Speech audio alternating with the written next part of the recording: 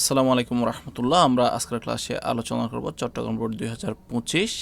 প্রশ্নটা পড়ার আগে আমাদের কি করতে বলছে সেই প্রশ্নগুলো একটু দেখে আসি। ক নম্বরে করতে বললো উপযুক্ত তথ্য হতে ব্যাংক কর্তৃক ডেবিটকৃত টাকার পরিমাণ নির্ণয় করো। এখন ব্যাংক কর্তৃক ডেবিটকৃত টাকার পরিমাণ বলতে কি বোঝায়?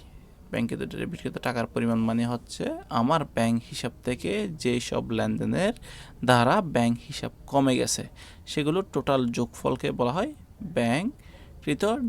ব্যাংক থেকে ডেবিটকৃত টাকার পরিমাণ।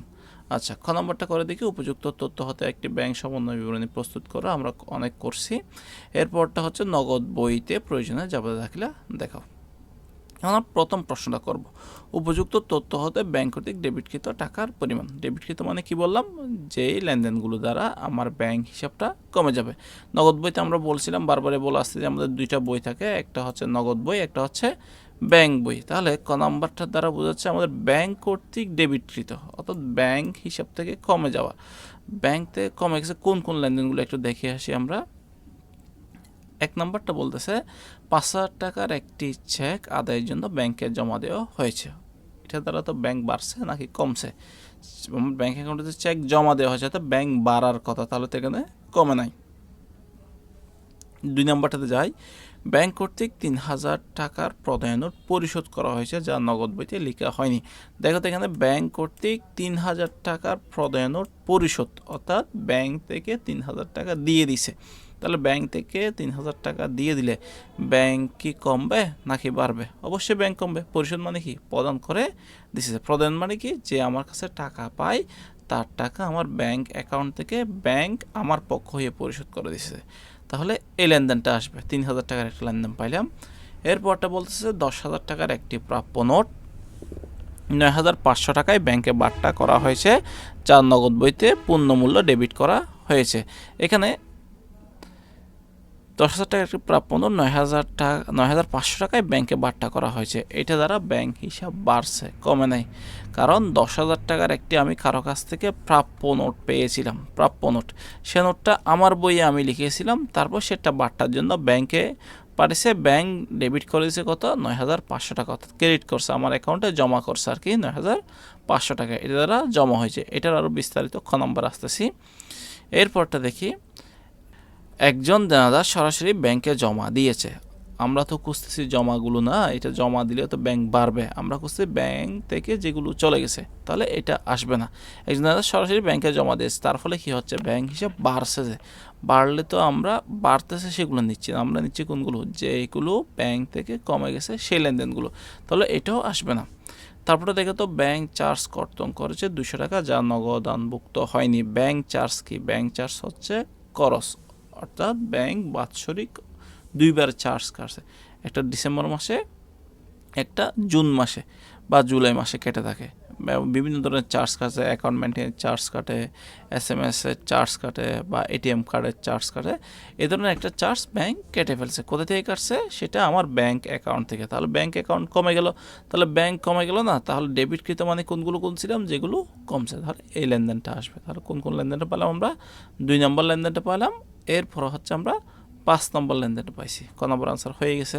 দেখো তো আমাদের আনসার মিলছে কিনা, একটু আমরা মিলিয়ে দেখি উত্তরের সাথে। এই তো, ব্যাংক কর্তৃক প্রদায় নোট পরিশোধ 3,000 টাকা, এরপর ব্যাংক চার্জ কর্তন 2,200 টাকা, দুটাই যোগ করা হচ্ছে 3,200 টাকা। উপরের কথাটা তোমরা বই যেভাবে দিচ্ছে এভাবে সাথে লিখবা। এরপরটাতে যাই, আমরা ক নম্বরটা করে ফেলছি। এরপরে যাব আমরা খ নম্বরে, ব্যাংক সমন্বয় বিবরণী যেটা প্রস্তুত করতে বলছে। আচ্ছা, ব্যাংক সমন্বয় বিবরণীর কলামটা কীরকম ছিল আমাদের মনে আছে? একটু দেখে আসি। উপরে লিখবো প্রশ্নে যেটা থাকে সেটা, ব্যাংক নগদ যে ব্যাংক সেটা লিখতে হবে। এরপর একটা যোগের অংশ আছে, একটা বিয়োগের অংশ আছে। এখন যোগের অংশে কোন আইটেমগুলো আসবে এবং বিয়োগের অংশে যে কয় আইটেমগুলো আসবে সেগুলো আমরা এখান থেকে এখন খুঁজে বের করব। অঙ্ক শুরু করার আগে আমাদের সূত্র নির্ধারণ করতে হয়। আমি বলছিলাম 4টা কথা দিয়ে শুরু হলে 4টা ভিন্ন ভিন্ন সূত্র ব্যবহার করতে হবে, যে কোনো একটা ব্যবহার করতে হবে। মানে 4টা কথার মধ্যে যে কোনো একটা দিয়ে অঙ্ক শুরু হবে, সে অনুযায়ী আমরা সূত্র কী করব? নির্ধারণ করব। এখানে দেখো উপরে হীরা এন্টারপ্রাইজে 2024 সালের 31 মার্চ তারিখে এখান থেকে দেওয়া আছে সূত্রের কথা। নগদ বই অনুযায়ী ব্যাংক জমার উদ্বৃত্ত ছিল 22,500 টাকা। অর্থাৎ হিরা এন্টারপ্রাইজ নামে একটা প্রতিষ্ঠানে তার নগদ বই, তার কাছে যে বই আছে সেই বই অনুযায়ী ব্যাংকে জমা থাকার কথা 22,500 টাকা। তাহলে আমরা ব্যাংকের বইয়ে লিখছি, এটাকে ধরো ব্যাংক বই, অর্থাৎ ব্যাংক হিসেব করে এটা আমার বই, দুটিতে আমি লিখে দিছি। দেখো তাহলে এই কথাটা দ্বারা আমাদের সূত্র নির্ধারণ করতে হবে। তাহলে একটু সূত্রগুলো দেখে আসি। নগদ বই অনুযায়ী ব্যাংক যেমন উদ্বৃত্ত, এই কথাটা থাকলে সূত্র কি হয়। তাহলে এখানে দেখো 4টা সূত্র আমি লিখে দিয়েছিলাম, 1 2 3 4। এখানে মিলছে হচ্ছে 1 নম্বর সূত্রের সাথে। নগদ বই অনুযায়ী ব্যাংক যেমন উদ্বৃত্ত যদি এই কথাটা দিয়ে শুরু হয়, তাহলে সূত্রটা হচ্ছে ব্যাংক বেশি থাকলে প্লাস ব্যাংক কম থাকলে মাইনাস। অর্থাৎ শুধু ব্যাংকের কথাটাই আমরা কী করব, চিন্তা করব, অন্য কিছু। শুধু ব্যাংক বেশি থাকলে আমরা প্লাস লিখব, কম থাকলে মাইনাস লিখব, অর্থাৎ বিয়োগের কলামে লিখব। এখন আমরা দেখি কোন কোন লেনদেন দ্বারা আমাদের ব্যাংক বেশি হচ্ছে, সেই লেনদেনগুলো দ্বারা আমরা যোগ বিয়োগ করে ব্যাংক সমন্বয় বিবরণীটা প্রস্তুত করব। প্রথম লেনদেনটা একটু পরে দেখি। 5,000 টাকার একটি চেক আদায়ের জন্য ব্যাংকে জমা দেওয়া হয়েছে, কিন্তু চেকটি ব্যাংক কর্তৃক 3 এপ্রিল 2024 আদায় হয়েছে। এখন অঙ্কটা দেখো আমাদের কোন মাসের, মার্চ মাসে। আমি চেকটি মার্চ মাসে দিয়েছিলাম, এখানে কোনো ব্যক্তির নাম উল্লেখ নাই, কিন্তু দেখো 5,000 টাকার একটি চেক আদায়ের জন্য ব্যাংকে জমা দেওয়া হয়েছে। তাহলে চেকটি কে দিয়েছে? অবশ্যই মালিকই দিয়েছে। তাহলে মালিক, এখন আমরা নিজেরাই মনে করি হিরা এন্টারপ্রাইজের মালিক আমরা নিজেরাই। আমি যখন চেকটা ব্যাংকে পাঠাইছিলাম তখন আমার বই, এটা নগদ বই, আমার বই আমি লিখেছিলাম 5,000 টাকা আমি কী করছিলাম, কারণ আমি জানি চেকটা আমার ব্যাংকে দিলে সে আমার অ্যাকাউন্টে টাকাটা জমা করে দিবে, সেটা তো আমরা জানি। সেই হিসেবে আমার বইয়ে আমি লিখে ফেলছিলাম। কিন্তু ব্যাংক চেকটা আদায় করতে পারছে কোন মাসে গিয়ে? মার্চ মাসের এপ্রিলের 3 তারিখে গিয়ে। মার্চ মাসে কিন্তু সে আদায় করতে পারেনি। তাহলে অঙ্ক যখন মার্চ মাসের, আমরা মার্চের হিসাবে করব। আমি মার্চ মাসে আমার বইয়ে আমি 5,000 টাকা বাড়াইছিলাম, কিন্তু ব্যাংক কি 5,000 টাকা বাড়াতে পারছে? বাড়াতে পারেনি। সে পরে বাড়াইছে, কিন্তু মার্চ মাসে তো পারেনি। তার মানে কি ব্যাংক কম আছে। কারণ এখানে দেখো আগে 22,500 দিলেও ও প্রশ্নের উপরে যেটা ছিল সেটার সাথে এই 5,000 টাকা যোগ করে 27,500 হচ্ছে, কিন্তু ব্যাংক তো বাড়াতে পারে নাই। ব্যাংক কি আছে? 22,500 টাকায় রয়ে গেছে। তার মানে কি ব্যাংক কম আছে। তাহলে ব্যাংক কম থাকলে সূত্র অনুযায়ী কি? ব্যাংক কম থাকলে মাইনাস। দেখো সূত্রের মধ্যে আমরা দেখতে পারি, এই প্রশ্ন দেখো, এই সূত্রের মধ্যে ব্যাংক কম থাকলে মাইনাস, ব্যাংক বেশি থাকলে প্লাস। আচ্ছা, আমরা একটা পেয়ে গেছি। এরপরে 2 নম্বরটা দেখি। ব্যাংক কর্তৃক 3,000 টাকার প্রদায় নোট পরিশোধ করা হয়েছে, যা নগদ বইতে লেখা হয়নি। এটা মানে কি? ব্যাংক কর্তৃক 3,000 টাকা প্রদায় নোট পরিশোধ, ব্যাংক পরিশোধ করছে আমার পক্ষ হয়ে। প্রদায় নোট মানে হচ্ছে যে আমার কাছে টাকা পায়, অর্থাৎ দেয় কোনো ব্যক্তি আমার কাছে টাকা পাইতো, সেটাকে পরিশোধ করে দিয়েছে, ব্যাংক পরিশোধ করেছে। তাহলে ব্যাংক পরিশোধ করার পরে ব্যাংক থেকে কত টাকা কমে গেছে? 3,000 টাকা কমে গেছে। তাহলে এখান থেকে 3,000 টাকা কমলো না? মাইনাস 3,000 টাকা।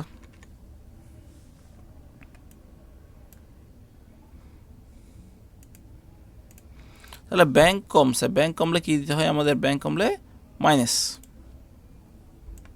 এটাও মাইনাস। তাহলে দুইটা মাইনাসের কলাম, অর্থাৎ বিয়োগ পাইলাম আর কি। এরপরে দেখো তো 3 নম্বরটা, 10,000 টাকার একটি প্রাপ্য নোট 9,500 টাকায় ব্যাংকে বাট্টা করা হয়েছে, কিন্তু নগদ বইতে পূর্ণমূল্যে ডেবিট করা হয়েছে। এটা মানে কি বোঝাচ্ছে? অর্থাৎ আমি একটা কোনো ব্যক্তি থেকে 10,000 টাকার একটি প্রাপ্য নোট পেয়েছিলাম। প্রাপ্য নোট কি? এখন প্রাপ্য নোট ধরতে পারে একটি চেকের মতো আর কি। এটা ভাঙানো যায়, এটা ভাঙিয়ে ওই প্রাপ্য নোটের উপর যা থাকে সে অ্যামাউন্টটা ভাঙিয়ে নেওয়া যায়। কোনো ব্যক্তি থেকে আমি টাকা পাইতাম, মনে করো 10,000 টাকা। সে কী করলো? সে বলতে পারে আমার কাছে এখন টাকা নেই, প্রাপ্য নোটে একটা তারিখ আছে, এখানে প্রাপ্য নোটের উপর একটা তারিখ থাকে, সে তারিখ বরাবর আপনি টাকাটা আদায় করে নিন। এখন ধরো অঙ্কটা আমাদের 24 সালের 31শে মার্চ, এ প্রাপ্য নোটে লিখে আছে মনে করো 25 সালের 31শে মার্চ। তাহলে 1 বছর প্রাপ্য নোটটা আমার রেখে দিতে হবে ভাঙতে হলে, প্রাপ্য নোটের টাকাটা পেতে হলে। কিন্তু প্রাপ্য নোটের একটা সিস্টেম হচ্ছে, তুমি প্রাপ্য নোটটা যখন ব্যাংকে নিয়ে যাবা, ব্যাংক কিছু টাকা কম দিয়ে তারা সেটা নিয়ে নেয় আর কি। তারা নিয়ে নেয়, তারা পরবর্তী সে টাকাটা কালেকশন করে নেয় যখন মেয়াদ পূর্তি হবে। একইভাবে আমি একজন থেকে প্রাপ্য নোট পেয়েছিলাম, হিরা এন্টারপ্রাইজ ধরো নিজেরাই আর কি, আমরা প্রাপ্য নোট পেয়েছিল। সেটা সে কী করেছিল? তখন নগদ বইতে পূর্ণমূল্য ডেবিট করা হয়েছে, অর্থাৎ নগদ বই মানে তার বইয়ে সে 10,000 টাকায় কী করছিল? ডেবিট করছিল। এখন মনে করো হিরা এন্টারপ্রাইজের এখন টাকা লাগতেছে, সে কী করবে? এই নোটটা ভাঙাতে গেছে কোথায়? তার ব্যাংকে। এই ব্যাংকে ভাঙাতে গেছিল, বলছে ভাঙিয়ে আমার অ্যাকাউন্টে দিয়ে দিন। এখন ব্যাংক কী করলো, ব্যাংক তো সে প্রাপ্য নোটের তারিখ তো দেখতেছে 25 সালে, এখন তো ভাঙাতে পারতেছে না। সে বললো যে কি, তাহলে এই প্রাপ্য নোটটা আমাকে দেন, তার বিনিময়ে 500 টাকা কম দিয়ে আমি আপনার অ্যাকাউন্টে এখন 9,500 টাকা দিয়ে দিচ্ছি, আর 500 টাকা আমি পরবর্তী ভাঙবো বিদে আমাকে বাট্টা দিতে হবে। তাহলে 10,000 টাকার প্রাপ্য নোট এখন ভাঙতেছে কত টাকা, ব্যাংক চার্জ নিচ্ছে কত টাকা, 500 টাকা। অর্থাৎ তাকে দিতে হবে, বলছে আমাকে 500 টাকা, আমি 500 টাকা কম দিই। কারণ কেন, সে বলতেছে এটার তারিখ অনেক পরে, আমাকে প্রায় 1 বছর পর সেটা কালেকশন করতে হবে, 1 বছর পর গিয়ে আমি টাকাটা পাবো, আপনাকে তো আমি টাকাটা এখন দিয়ে দিচ্ছি, সেজন্য ব্যাংক এই খরচটা নিচ্ছে। তাহলে ব্যাংক আমার অ্যাকাউন্টে দিচ্ছে কত, 9,500 টাকা। তাহলে ব্যাংক লিখতে পারতেছে হচ্ছে 9,500। এখন নগদ বই পূর্ণমূল্যে ডেবিট করছে 10,000 টাকা, তাহলে ব্যাংক কত টাকা কম আছে এখন দেখো তো, ব্যাংক তো কম, নগদ বইতে লিখছিল 10,000 টাকা আর ব্যাংক বইতে লিখছে হচ্ছে 9,500। তার মানে কি, ব্যাংকে আরও কত টাকা কম আছে, 500 টাকা কম আছে। তাহলে ব্যাংক কম থাকলে কি হবে, মাইনাস কত টাকার জন্য, শুধু 500 টাকার জন্য। আশা করি বুঝতে পারছো এটা, না বুঝলে নিচে কমেন্ট করে জানাতে পারো, আমরা নেক্সট ভিডিওতে আরও বিস্তারিত আলোচনা করে দেবো কোন বিষয়টা তোমরা বুঝো নাই। 4 নম্বরটা দেখি, একজন দেনাদার সরাসরি ব্যাংকে জমা দিয়েছেন 6,700 টাকা, যা নগদ বইতে লেখা হয়নি। এটা তো একদম ক্লিয়ার বোঝা যাচ্ছে, ব্যাংক বৃদ্ধি পাচ্ছে। দেখো, একজন দেনাদার, দেনাদার মানে কে, আমি যার কাছে টাকা পাই, অর্থাৎ হীরা এন্টারপ্রাইজ যার কাছে টাকা পাই, সে ক্যাশ টাকা আমাকে না দিয়ে সে কোথায় জমা দিয়েছে, আমার ব্যাংক হিসেবে জমা দিয়েছে। তার বিনিময়ে কী হয়েছে, আমার ব্যাংক হিসাব কী হবে, বৃদ্ধি পেয়েছে। তাহলে ব্যাংক হিসাব বৃদ্ধি বলে ব্যাংক কী করতে হবে, 6,700 টাকা যোগ করছে, অর্থাৎ ব্যাংক যোগ করা মানে কি, ব্যাংক বৃদ্ধি পেয়েছে। যারা ব্যাংক বৃদ্ধি পেয়ে সূত্র অনুসারে কি প্লাস, আমরা সূত্র শিখলাম, সেখানে কী ছিল, ব্যাংক বৃদ্ধি পেলে কী হবে, প্লাস হবে। দেখো এখানে ব্যাংক বৃদ্ধি পেলে প্লাস, এই দেখো ব্যাংক বেশি থাকলে প্লাস। এরপরটা একেবারে শেষটা আমাদের এখানে বললো ব্যাংক চার্জ কর্তন করেছে। কর্তন মানে কি, আমরা প্রথমটাতে পড়েছিলাম, ব্যাংক কর্তন মানে হচ্ছে ব্যাংক থেকে চার্জ কেটে নিয়েছে। তাহলে ব্যাংক থেকে চার্জ কেটে নিলে ব্যাংক কমবে নাকি বাড়বে, অবশ্যই কমবে। ব্যাংক কত টাকা চার্জ কেটে নিয়েছে, 200 টাকা কেটে নিয়েছে, মানে ব্যাংক কমে গেছে। তাহলে ব্যাংক কমলে কি হয়, মাইনাস। আমাদের ব্যাংক সমন্বয়টা করা শেষ। পরীক্ষা তোমরা করার সময় এখানে কাঠ পেন্সিল দিয়ে হয়তো এই ধরনের প্লাস মাইনাস দিয়ে রাখতে পারলে তাহলে একটু দ্রুত হয় আর কি, কোনটা যোগের কলামে যাবে কোনটা বিয়োগের কলামে যাবে এখান থেকে লিখে বসাইতে পারো। তাহলে আমরা ব্যাংক সমন্বয় বিনিময়টা আমাদের সাথে মিলছে কিনা দেখি উত্তরটা। এখানে প্রশ্নের উপরে দেওয়া আছে কি, দেখো, নগদ বই মোতাবেক ব্যাংক জমার উদ্বৃত্ত, উপরে লেখা আছে দেখো, হীরা এন্টারপ্রাইজ ব্যাংক সমন্বয় বিবরণী 2024 সালের 31 মার্চ তারিখের জন্য। তাহলে নগদ বই মোতাবেক ব্যাংক জমার উদ্বৃত্ত 22,500 টাকা। এটা কোথায় পাইছে, একেবারে প্রশ্নের উপরে দেওয়া আছে দেখো, নগদ বই অনুযায়ী ব্যাংক জমার উদ্বৃত্ত 22,500 টাকা। এরপরে বলছে যোগ, যোগের অংশে যোগ দিয়ে এটা উপরেও লিখতে পারো, নিচেও লিখতে পারো, এটা নিচে অথবা পাশেও লিখতে পারো। আইবি নাম্বারটা দেনাদার কর্তৃক সরাসরি ব্যাংকে জমা, নগদ বইতে লেখা হয়নি 6,700। দেখো তো আমরা এখানে প্লাস দিছিলাম কিনা, দেনাদার কর্তৃক ব্যাংকে জমা 6,700 টাকা, নগদ বইতে লিখে দেখো প্লাস, প্লাসের কলমে গেল। বাকিগুলো কিন্তু মাইনাস, দেখো মাইনাস মাইনাস মাইনাস মাইনাস, অর্থাৎ বিয়োগের অংশে যাবে বাকি লেনদেনগুলো। প্রথমটা দেখো 5,000 টাকা ছিল, চেক আদায়ের জন্য ব্যাংকে জমা, কিন্তু ব্যাংক কর্তৃক আদায় হয়নি, ওই মার্চ মাসে আদায় হয়নি, সেটা হয়েছে পরে এপ্রিলে গিয়ে, শূন্য এটা বিয়োগের অংশ আসে 5,000 টাকা। তা ব্যাংক কর্তৃক প্রদায় নোট পরিশোধ, কিন্তু নগদ বইতে লেখা হয়নি। তাহলে কোন কোন লেনদেনটা দেখো, এখানে ব্যাংক থেকে পরিশোধ করছিল, কী করছিল, নগদ বইতে লেখা হয়নি, সেটা বিয়োগে ছিল এই 3,000 টাকাটা। এরপরে এটা 10,000 টাকা থেকে 9,500 বিয়োগ করে শুধু 500 টাকায় দেখিয়েছে এখানে, কারণ নগদ বইতে কী লিখতে হবে, বাট্টাকৃত প্রাপ্য নোট নগদ বইতে বেশি দেখানো হয়েছে। আমার বইয়ে আমি দেখেছিলাম 10,000 টাকা, ব্যাংক দেখাইছে কত, 9,500, সেজন্য ব্যাংক কম ছিল 500 টাকা। এরপর ব্যাংক চার্জ কর্তন করেছে, নগদ বইতে লেখা হয়নি কত টাকা, 200 টাকা। এখন যোগগুলো যোগ করো উপরের সাথে, আমাদের নগদ বই মোতাবেক ব্যাংক জমার উদ্বৃত্তের সাথে এই যোগের অ্যামাউন্টটা 6,700 টাকা যোগ করে 29,200 টাকা আসছে। এই চারোটা যোগ করা 5,000, 3,000, 2,000, 500, 200, চারোটা যোগ করা আসছে 8,700 টাকা। 29,200 টাকা থেকে 8,700 গেলে 20,500 টাকা। এই বরাবর লিখতে হবে ব্যাংক বিবরণী মোতাবেক ব্যাংক জমার উদ্বৃত্ত। কারণ কেন, আমাদের শুরু করেছিলাম কি অনুসারে, নগদ বই মোতাবেক ব্যাংক জমা উদ্বৃত্ত। এখন এখানে নগদ বইয়ের জায়গায় ব্যাংক বিবরণী কথাটা লিখে দিতে হবে উল্টো, যদি ব্যাংক বিবরণী দিয়ে শুরু হতো তখন এখানে নগদ বই আসতো আর কি। আশা করি বুঝতে পেরেছো এটা। এরপর প্রশ্নটা আমরা দেখব, জাবেদা যে কটা করতে বললো সেই জাবেদাটা আমরা করে নিব। আমাদের বলছে গ নম্বরে নগদ বইতে প্রয়োজনীয় জাবেদা দাখিলিয়া দেখাও। তার মানে হচ্ছে নগদ বইতে যে জাবেদাগুলো লিখে নাই সেই জাবেদাগুলো আমরা এখন দিব। ক নম্বরটা আমরা দেখি, 5,000 টাকার একটি চেক আদায়ের জন্য ব্যাংকে জমা দেওয়া হয়েছে। তাহলে এই চেকটা কে জমা দিয়েছিল? আমি প্রথমে বলছিলাম এই চেকটা কোনো ব্যক্তির নাম উল্লেখ নাই, অর্থাৎ এখানে যদি উল্লেখ থাকতো ওই ব্যক্তি দিয়েছিল বা হারুন দিয়েছিল বা মামুন দিয়েছিল বা অন্য কোনো এন্টারপ্রাইজ দিয়েছিল, তখন বুঝে নিতাম যে সেই ব্যক্তি জমা দিয়েছে। তাহলে এখানে কোনো ব্যক্তি উল্লেখ নাই যখন, এটা অবশ্যই মালিকই ব্যাংকে জমা দিয়েছে। তাহলে মালিক যখন জমা দিয়েছিল তখন তো তার বইয়ে লিখেছিল, তার বইয়ে সে জাবেদা করে লিখেই সেটা ব্যাংকে পাঠিয়েছিল, এটার জন্য তাইলে জাবেদা দিতে হবে না। 1 নম্বর বাদ। 2 নম্বরটা আমরা দেখি, ব্যাংক কর্তৃক 3,000 টাকার প্রদেয় নোট পরিশোধ যা নগদ বইতে লিখে হয়নি। তাহলে নগদ বইতে লিখে নেই, এখন জাবেদা দিব আমরা। এখন জাবেদার মধ্যে ফেলি, জাবেদার 2টা হিসাব বের করি কী কী হিসাব থাকে, কারণ সবসময় একটা জাবেদায় 2টা পক্ষ থাকবে। দেখো তো, একটা প্রদেয় নোট হিসাব পেয়ে গেলাম, আর একটা হচ্ছে কি হিসাব, ব্যাংক হিসাব পেয়ে গেলাম। ব্যাংক কর্তৃক 3,000 টাকার প্রদেয় নোট পরিশোধ। এখন প্রদেয় নোট কি হিসাব? প্রদেয় মানে হচ্ছে দায়, প্রদেয় মানে কি দায়। দায় কি? যেটা আমার কাছ থেকে পাবে, অর্থাৎ হীরা এন্টারপ্রাইজ থেকে পাবে, সেটা পরিশোধ করেছিল। তার মানে কি দায় কমে যাচ্ছে, দায় পরিশোধ করতেছে কিসের মধ্যে? প্রদেয় নোটের মাধ্যমে। তাহলে প্রদেয় নোটের মাধ্যমে পরিশোধ করলে দায় কমে যাচ্ছে। এখন জাবেদা সূত্র অনুসারে দায় কমলে দায় কী করতে হয়? ডেবিট করতে হয়। তাহলে প্রদেয় নোট হিসাব ডেবিট। এই টাকাটা পরিশোধ করছে কিসে? নগদে নাকি ব্যাংকের মাধ্যমে? ব্যাংক থেকে, এখানে ব্যাংক কর্তৃক বলাই আছে। তাহলে ব্যাংক থেকে কমলে এখন ব্যাংক কী হিসাব? ব্যাংক হচ্ছে সম্পত্তি হিসাব। সম্পত্তি কমলে সম্পত্তি কী করতে হয়? ক্রেডিট করতে হয়। তাহলে প্রদেয় নোট হিসাব ডেবিট, ব্যাংক হিসাব ক্রেডিট।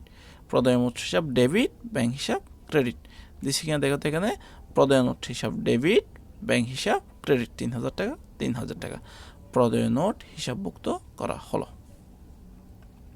এরপর জাবেদাটা আমরা দেখি, 10,000 টাকার একটি প্রাপ্য নোট 9,500 টাকায় ব্যাংকে ডেবিট করা হয়েছে, কিন্তু নগদ বইতে পূর্ণমূল্য লেখা হয়েছে।